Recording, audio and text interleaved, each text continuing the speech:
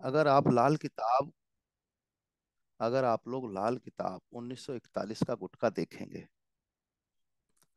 तो गुटके में पंडित जी ने एक बात लिखी है आखिरी पेजों पे।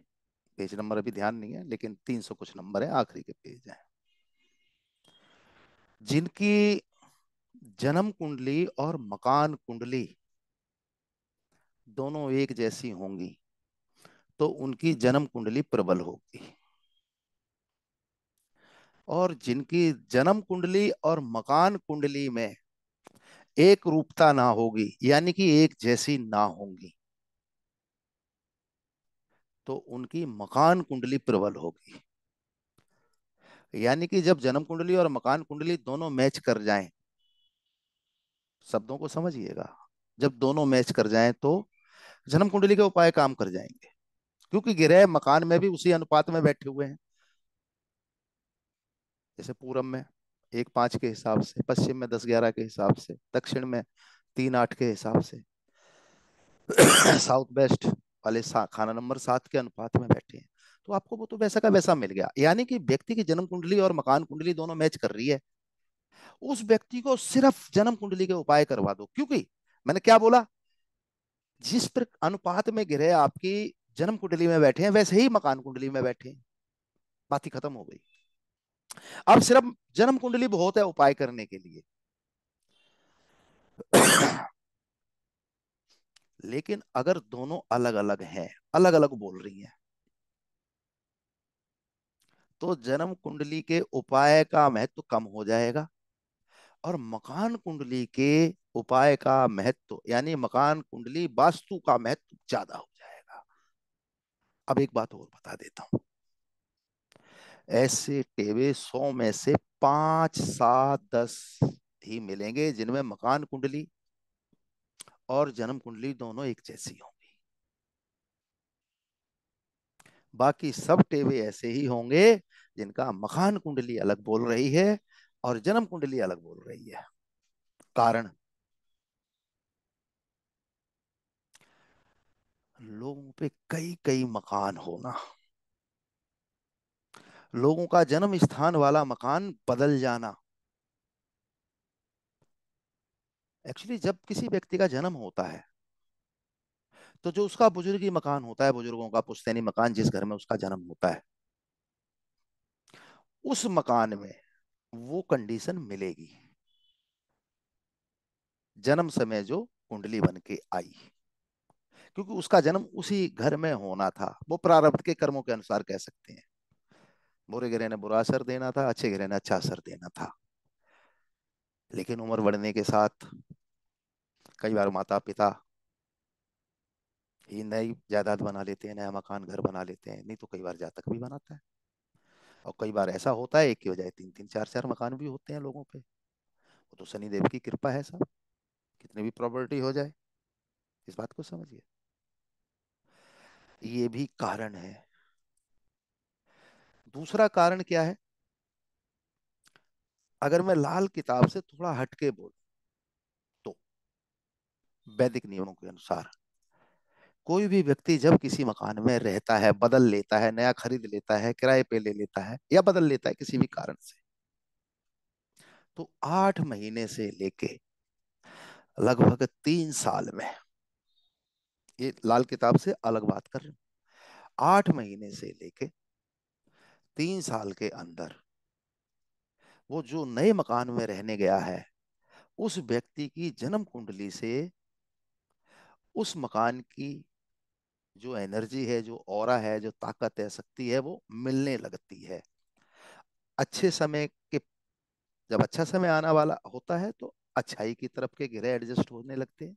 और जब बुरा समय व्यक्ति का आता है, तो वो बुरे सामान मंदे ग्रहों के उन उन दिशाओं में रख देता है।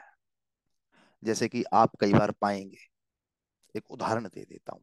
शनिचर खाना नंबर 6 में किसी का वर्ष फल में आने वाला है, तो वो व्यक्ति के साथ पहले ही ऐसी घटनाएं घट जाएंगी कि कोई मशीनरी खराब हो जाना, जो कि उसे नहीं लानी पड़े, जूते चप्पल, उसे ध्यान ही नहीं रहेगा 6 महीने तक।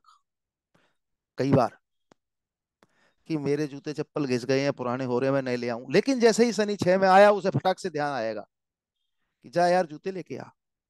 चाहे वो महिला जातक है, चाहे स्त्री जातक है। ग्रह इस प्रकार से भी अपनी बुराइयां देते हैं। और जब अच्छा ग्रह आना होता है, तब भी इसी तरीके से हो जाता है। तो जो मैंने जो अभी बात बताई है कि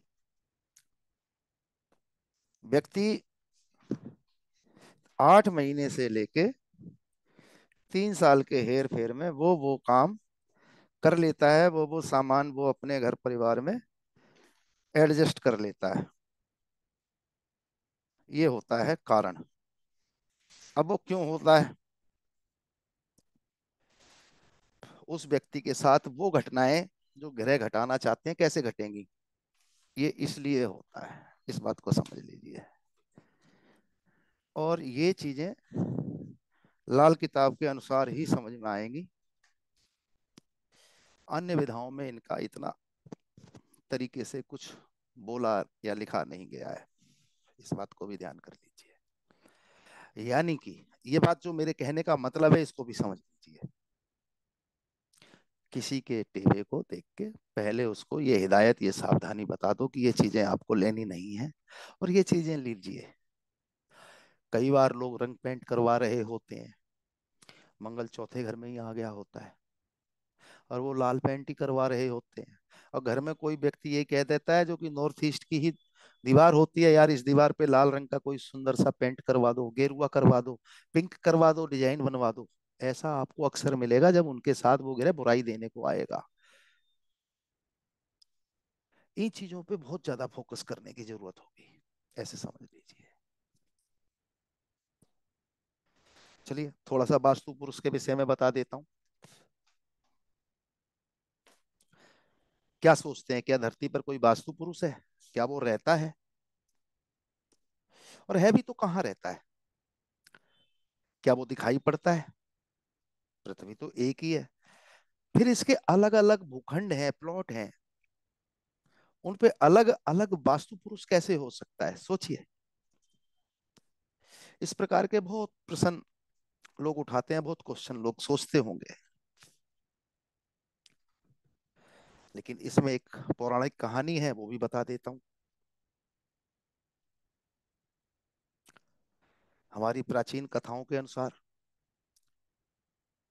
कि भगवान सदाशिव भोले शंकर ने अंधक नाम के असुर से युद्ध किया। अंधक। तो उसके परिश्रम से उसके परिश्रम के बल से वास्तु पुरुष का जन्म हुआ। और इसके भयानक बलशाली स्वरूप ने पृथ्वी, जो कि एक ठोस स्थान है, पृथ्वी पर देवी देवताओं को तंग किया, परेशान किया, भयभीत किया। और इस दानव का देवताओं के साथ, देवियों के साथ युद्ध हुआ, और उस दानव को कहीं स्थान ना मिला। तब वो मजबूर हुआ और उसने भगवान भोलेनाथ से, शंकर से प्रार्थना की। तो उन्होंने उसे वरदान दिया कि तू वास्तु पुरुष कहलाएगा, और जब भी कोई व्यक्ति कोई निर्माण कार्य करेगा अपने घर मकान का, तो तेरी पूजा होगी, तेरी उपासना होगी। ये है वास्तु पुरुष का कारण। इस वास्तु पुरुष के साथ जब ये धरती पे भोलेनाथ ने भेज दिया, देवी देवताओं के साथ इसका द्वंद्व था, इन सब ने इसे दबा दिया और इसके ऊपर चारों तरफ चढ़ बैठे। तो वास्तु पुरुष के चारों तरफ जो हमारे वैदिक वास्तु में जो देवताओं के स्थान कहे गए हैं, वो सब इस मान्यता के अनुसार है। लेकिन लाल किताब ज्योतिष में इन सभी मान्यताओं को दरकिनार कर साइंटिफिक स्वरूप से वैज्ञानिक तरीके से पंडित रूपचंद जोशी जी ने और उनकी टीम ने अथक मेहनत के बाद लाल किताब वास्तु को बहुत सरल और आसान बना के हम लोगों के सामने रख दिया, जिसमें मकान की हैसियत, मकान किस ग्रह का होगा और ग्रहों के ही उपाय, उसका कारण। महावास्तु हकीकत में वैदिक वास्तु की उपज है और महावास्तु सिर्फ 5 तत्वों तक सीमित है। लेकिन जो हमारा वैदिक वास्तु है उसमें उससे कहीं बहुत ज्यादा ज्ञान है। ऐसा नहीं है कि महावास्तु से लोगों को फायदा नहीं है। जिनके 5 तत्व खराब होते हैं उनको बैलेंस करने के लिए वो अच्छी चीज है, नो डाउट। और महावास्तु के ज्ञानियों ने जो 5 तत्वों पे मेहनत की है, मैं उसको सलाम करता हूँ, मैं भी उस चीज को मानता हूँ। इसमें 1% भी कोई शक नहीं है कि उन्होंने मेहनत नहीं की है, लेकिन वो बहुत अधूरा है। और लाल किताब में पंडित जी ने जिस प्रकार से इसको रचा और हमें आसान शब्दों में दे दिया, उसमें 5 तत्व, तीनों धातु, धातु का जब मैं मतलब बोलता हूं तो बात पित्त कफ, ये धातुआं हैं जो हमें स्वस्थ या अस्वस्थ करती हैं हमारी सेहत के लिए। 12 राशियां, 9 ग्रह, इन सब का समावेश लाल किताब मकान कुंडली यानी कि वास्तु में है। बस हम लाल किताब के अनुसार ग्रहों की उपाय करके, या कह सकते हैं ग्रहों का उपाय करके या ग्रहों की पूजना करके, हम इस वास्तु पुरुष को खुशियां देते हैं और वास्तु पुरुष हमारे ऊपर कोई बुरा असर नहीं देता। इस प्रकार से भी हम इसको कह सकते हैं।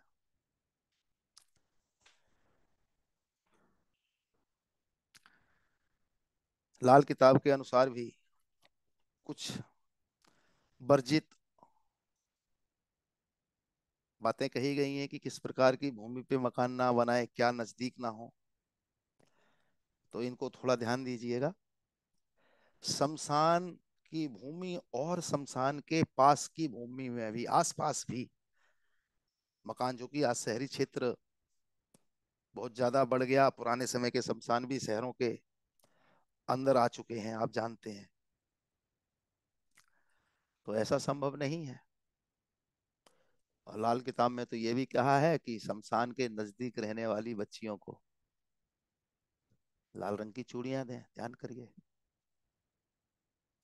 यानी कि लोग तो पहले भी रहते ही होंगे शमशान के आसपास, इसमें कोई शक नहीं है। लेकिन शमशान भूमि की जमीन पर या शमशान के आसपास मकान ना बनाया जाए। और मंगल जब ज्यादा बदी पे हो तो ये नियम भी काम करता है कि छत के ऊपर से भी शमशान का दिखना नुकसान देगा। छत के ऊपर से भी शमशान का दिखना नुकसान का कारण बनेगा जब मंगल गड़बड़ कर रहा हो। किसी बे औलाद से, निसंतान से, लावल से जिसके लड़का ना हो, उससे मकान या जमीन नहीं खरीदनी चाहिए। ये सब चीजें लिख लीजिए, अभी इसमें बहुत खास चीजें भी निकल के आएंगी। किसी बे औलाद से,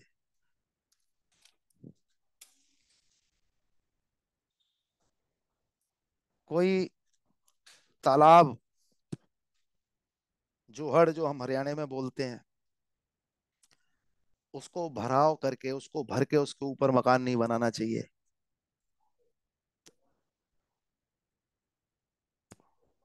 निसंतान के साथ साथ किसी, निसंतान पुरुष ही नहीं, कोई विधवा महिला भी है, उसके नर औलाद नहीं है, उससे भी, पुरुष हो या स्त्री हो जो निसंतान हो, उससे भी भूमि या मकान नहीं खरीदना चाहिए। जहां कोई मजार कब्र हो,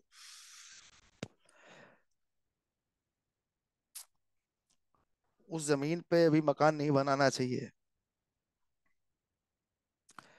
और जिस मकान के निकास पे यानी कि एंट्री के आसपास हलवाई या भट्टी जलती हो, भड़बूजे की भट्टी वगैरह, वहां भी नुकसानदायक होगा।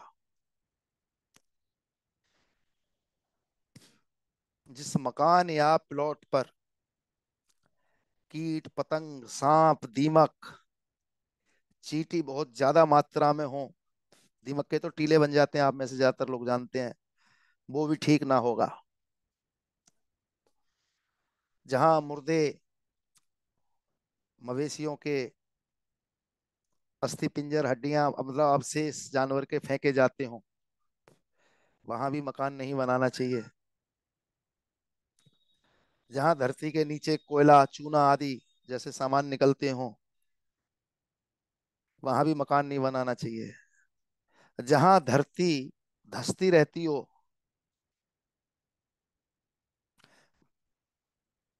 यानी कि कच्चे पहाड़, वहां भी मकान नहीं बनाना चाहिए। किसी मंदिर मस्जिद गुरुद्वारे की जमीन पर भी मकान नहीं बनाना चाहिए, बहुत सारे लोग कब्जे कर लेते हैं, ध्यान करिए। या कोई मंदिर मस्जिद गुरुद्वारे की जमीन बेची जा रही हो, वहां भी मकान नहीं बनाना चाहिए। किसी धर्म स्थान की छाया आती हो जिस मकान पे, वो भी ठीक नहीं होता है। कोई वीराने स्थान में भी, वीरानी जमीन भूमि पे भी मकान बनाना अच्छा ना होगा। कोई ऐसा पुराना भवन जो हद दर्जे का खंडर हो गया हो, बरसों बरस खाली पड़ा रहा हो, यानी कि कोई पुराने समय में निर्माण हो, वहां भी रहना लाभदायक ना होगा। या कोई ऐसा मकान या प्लॉट जिसमें बाहर निकलते समय, निकास की तरफ निकलते समय बाएं हाथ की तरफ कोई बिजली का ट्रांसफार्मर या बिजली का सब स्टेशन वगैरह हो, वहां भी रहना ठीक ना होगा। कोई ऐसा स्थान जहां पे मांसाहारी जीव लकड़बग्गे गीदड़ या कोई बूचड़ खाना जहाँ पे मवेशियों की जानवरों की हत्या की जाती हो, वहां भी ठीक ना होगा। जहां धरती के नीचे दूषित पानी हो, पीने लायक पानी ना हो, गैस आदि निकलती हो, तो हमारे देश में तो ऐसा बहुत कम होता है गैस, लेकिन दूषित पानी तो बहुत सारे स्थानों पर है। या कहीं पे नदी की धारा का कटाव हो, किसी साधु सन्यासी की जमीन जायदाद आश्रम, या फिर कभी सत्संग बरसों बरस होते रहे हों और वहां पे भी मकान बनाना हित करना होगा। जहां पर बबूल कीकर बांस बेर नारियल ताड़ खजूर इनके जंगल हों, वहां भी मकान बनाना ठीक ना होगा। जिन स्थानों पर गिद्ध कौवे मीटिंग करते हो, यानी कि इकट्ठे होके बैठते हो, या जहां पर कबूतरों के बहुत ज्यादा झुंड रहते हो, या बहुत ज्यादा घना जंगल हो, आबादी ना हो, ऐसे स्थान नुकसान देंगे। ऊसर कुश आदि के जंगल, ऊसर जमीन बोलते हैं जो फसल पैदा नहीं करती। कुश आदि के जंगल जो सेंटा वगैरह जैसे पुराने समय में जिससे कलम वगैरह बनाते थे, ऐसे स्थान, इनका कारण भी अभी थोड़ी देर में बता दूंगा, पहले ये निपटा लेता हूँ। ऐसे जंगलों में भी ना बनाया जाए। कोई ऐसा स्थान जहाँ पे आर्मी के बेस कैंप हो, फायरिंग रेंज हो, या घर नजदीकी एयरबेस वगैरह हो, या पानी के जो जहाज होते हैं उनका कोई पोर्ट हो,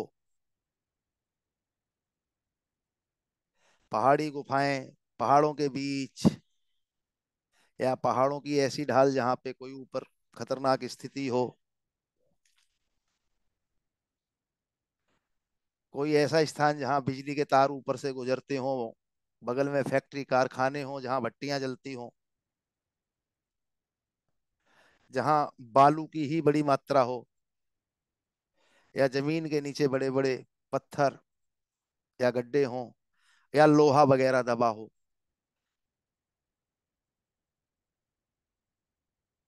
जहां पर लंबे समय तक गंदगी फेंकी जाती रही हो, या कोई ऐसा स्थान जहां कभी नरसंहार हुआ हो, युद्ध वगैरह लड़ाई झगड़े में, रेलवे लाइन के किनारे, या बहुत ज्यादा ट्रैफिक यातायात चलता हो उन सड़क के किनारे नहीं बनाना चाहिए।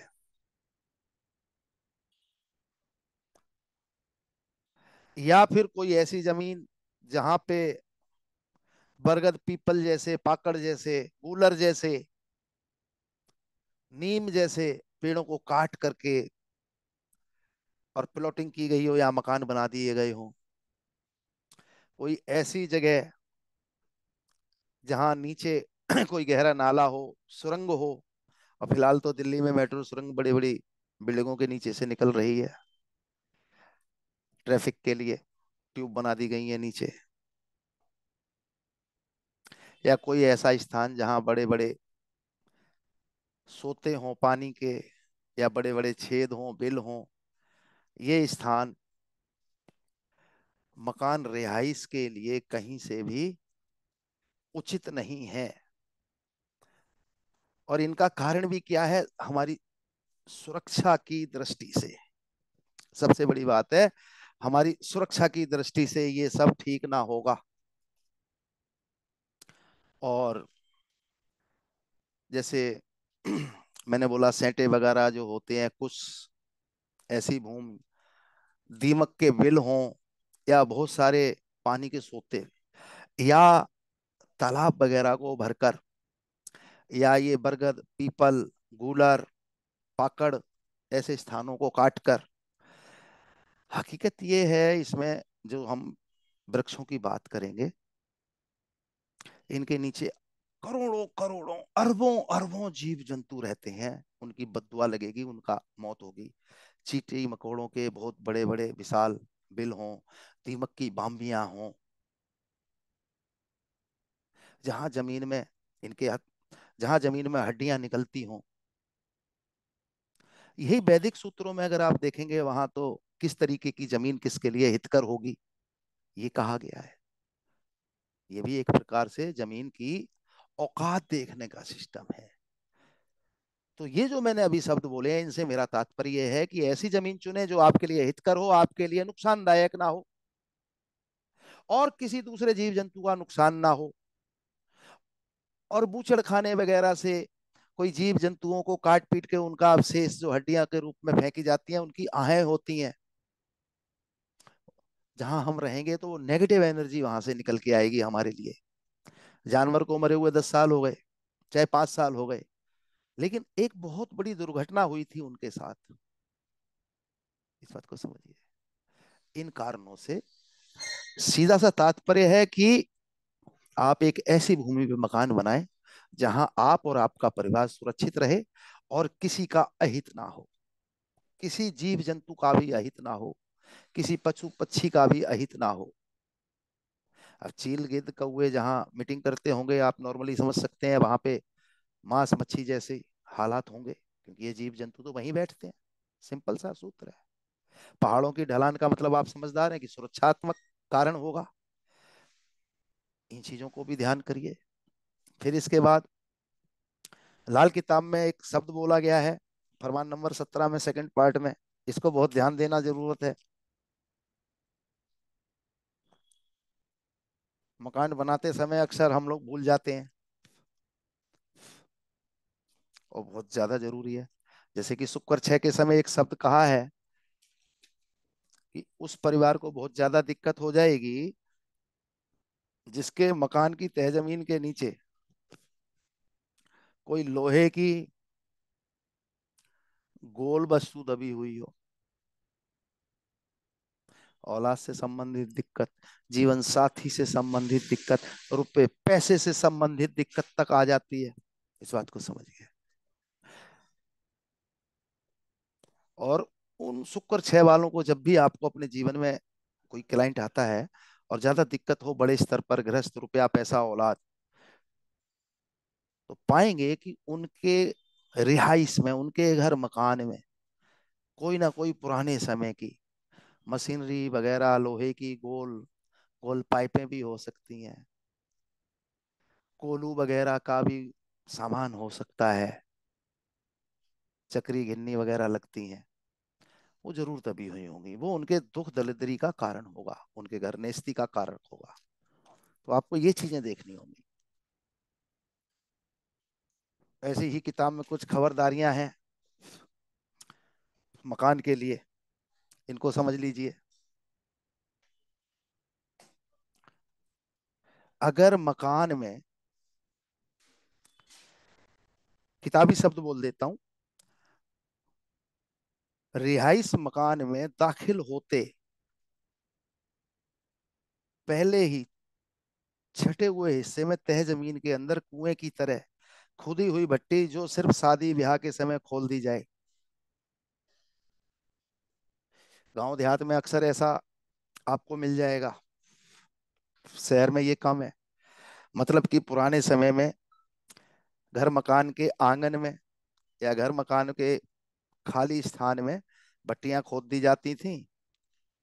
शादी ब्याह के समय हलवाई बैठते थे, हमने खुद देखा है अपने घरों में बचपन में। और बाद में वो बंद कर दिया जाता था। लेकिन होता क्या है कि मिट्टी जल गई।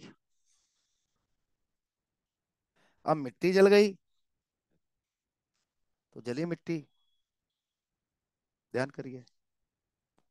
एक तो भट्टी होना घर में मंगल की बदी का कारक। अगर कोई बच्चा खाना नंबर 8 का मंगल लेके पैदा हो जाए ऐसे घर में, तो तबाही हो जाएगी। और ऊपर से मिट्टी का जलना यानी कि शुक्र की बर्बादी। तो इसलिए पंडित जी ने ये कहा है कि घर में दाखिल होते समय तय जमीन के नीचे जो भट्टी वगैरह खोद के जमीन में बना दी जाती थी, शादी ब्याह के समय वो उन्हें खोल दिया जाता था। और बाद में शादी ब्याह के बाद फिर मिट्टी उसको भर के बंद कर दिया जाता था, लेकिन वो अंदर जली मिट्टी रह जाती थी। तो तबाही करेगी कब? जब घर में कोई बच्चा मंगल 8 वाला पैदा हो जाए। तबाह हो गए, मर गए या बर्बाद हो गए, ये हालात बनेंगे मंगल 8 वाला जब बच्चा पैदा हो जाएगा। तो मंगल 8 में भी किताब में लिखा हुआ है कि अगर कोई ऐसी भट्टी है घर में तो वो सारी जमीन से मिट्टी खोद के जली हुई निकाल दीजिए, और वहां पे अच्छी साफ सुथरी मिट्टी, और मैं कहता हूं कि उसमें चांदी का टुकड़ा डाल के बंद कर दीजिए। अगर ऐसा कहीं हो रहा है, फिर एक सूत्र मैं हमेशा बोलता हूं लाल किताब का, और मैं चैलेंज करके बोलता हूं, चारों वेद 18 पुराणों में भी कहीं पे ये बात लिखी दिखा दीजिए, साइंस ऑथेंटिक किसी भी किताब में, कि घर में मंदिर बनाना फायदेमंद है। इस विषय पे भी लाल किताब खबरदारी देती है, हिदायत देती है, सावधानी देती है कि घर में मूर्तियां रख के पूजा पाठ करना। और मैंने कुछ सेकंड क्लास में ही बोला था कि मंदिर की सेप के मंदिर रख लेना, इसको भी छोड़ दीजिए। मैंने ऐसा भी देखा है, जब अच्छा पैसा होता है तो पत्थर के बड़े बड़े खूबसूरत से खूबसूरत, मार्बल के भारी से भारी मंदिर नॉर्थ ईस्ट में रख दिए जाते हैं घरों में। और नॉर्थ ईस्ट तो हल्का अच्छा है, हवादार होना अच्छा है, इस बात को समझिए। और जब वहां पे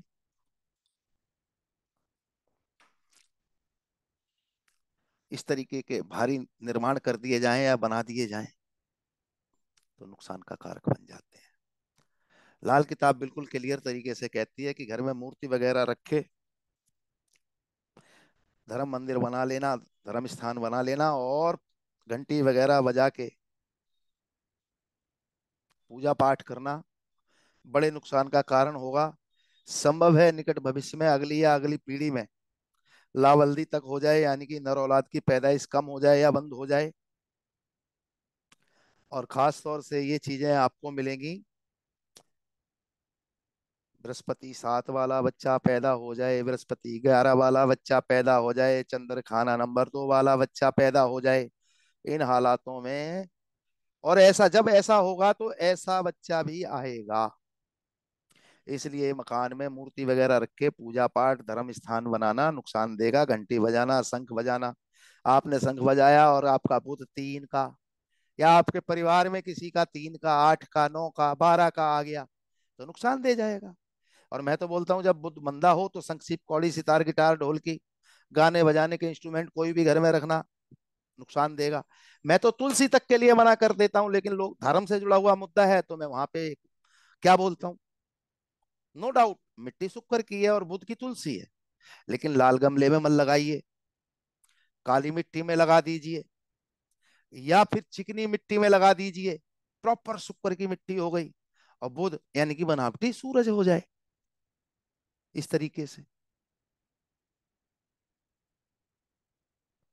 तो जरूरी नहीं है कि तुलसी ना लगाई जाए। इस फिर ध्यान रखिए, बुध 12 है, 12वें घर यानी कि छत पे तुलसी ना हो, 8वें घर का बुध हो, दक्षिण दिशा में तुलसी ना रखें, और दूसरे पेड़ पौधे भी ना लगाएं, ये भी ध्यान रखना पड़ेगा। तो ग्रहों के मंदे और नेक हालात के अनुसार, लेकिन मंदिर की क्योंकि मर्यादा घर में पूरी नहीं हो सकती, मंदिर बना लो चाहे गुरुद्वारा बना लो, इसलिए ये बुत परस्ती घर में मत करिए। मंदिर में करने की अगर आपको इजाजत देती है आपकी जन्म कुंडली तो करिए, घर में तो ज्यादा से ज्यादा इतना करिए कि बस तस्वीर रख लीजिए, पूजा कर लीजिए। और मैं इसके भी खिलाफ हूं कि रोज करिए।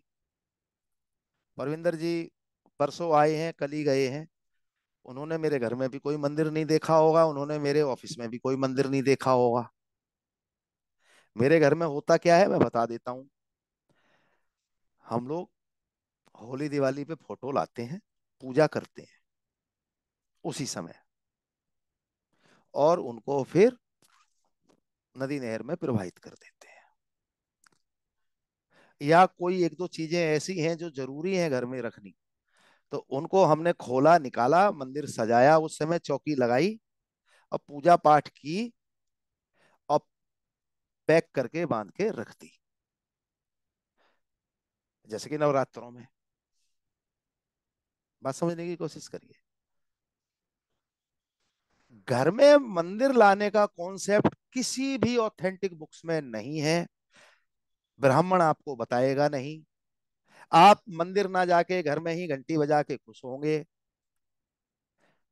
और अपनी औलाद की पढ़ाई लिखाई खराब करेंगे, अपने आने वाली वंशवेल को कमजोर करेंगे। इसमें बच्चों को ज्यादा तकलीफ होती है, बच्चों की पढ़ाई में भी रुकावट आ जाती है। अब आप कहेंगे कि अभी 20 साल से नहीं आई है, कोई बात नहीं, 21वें साल आ सकती है। ऐसा नहीं है कि एकदम ही आ जाएगी, वो ग्रह गोचर जब आएगा जब आ जाएगी।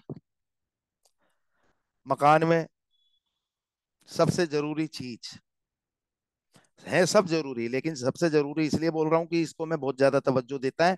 मकान में घुसते समय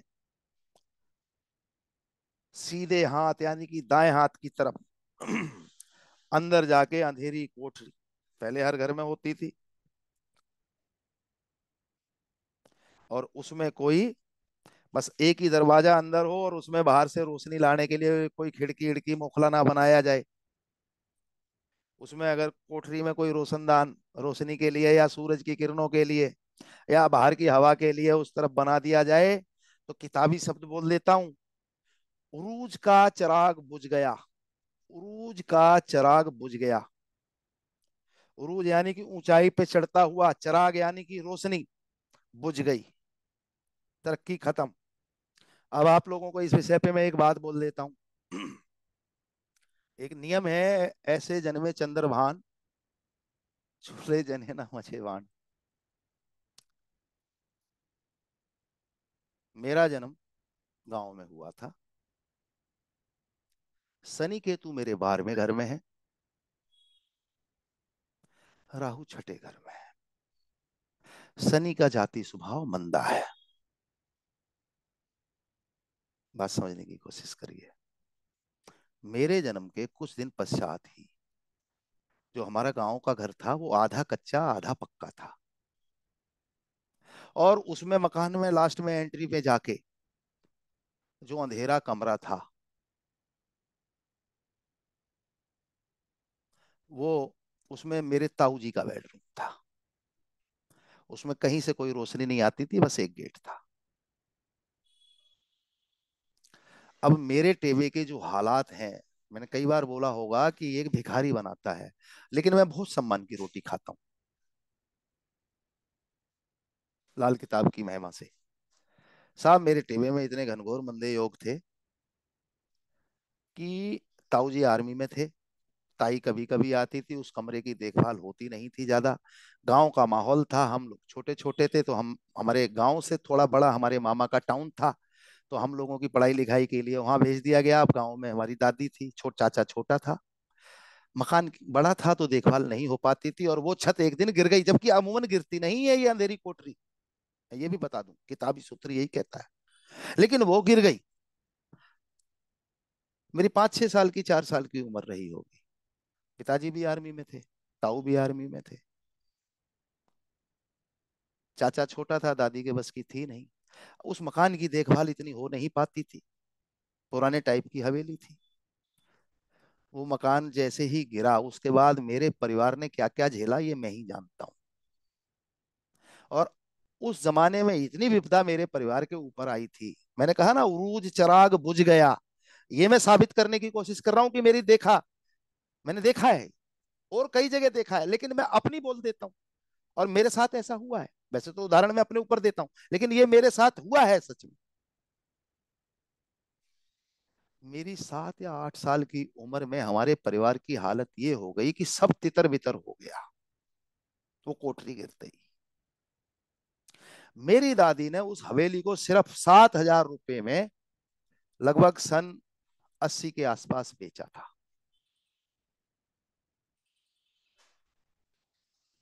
मतलब हमारे पास हमारे बुजुर्गों की पहचान भी ना रही, इतनी बड़ी बर्बादी। मेरे परदादा का बनवाया हुआ मकान। वो एक अलग बात है कि अभी 8-10 साल पहले, 12-13 साल हो गए, मैंने उस जायदाद को 10 लाख रुपए लेके खरीदा। किस लिए? कि ये हमारे बुजुर्गों की थी, सिर्फ इसलिए। और उसमें बनवा के गांव को सौंप दिया कि भाई आप लोग अपने शादी फंक्शन करिए, और एक दर्जी परिवार को दे दिया उसमें रहने के लिए 1-2 कमरे, कि तू यहाँ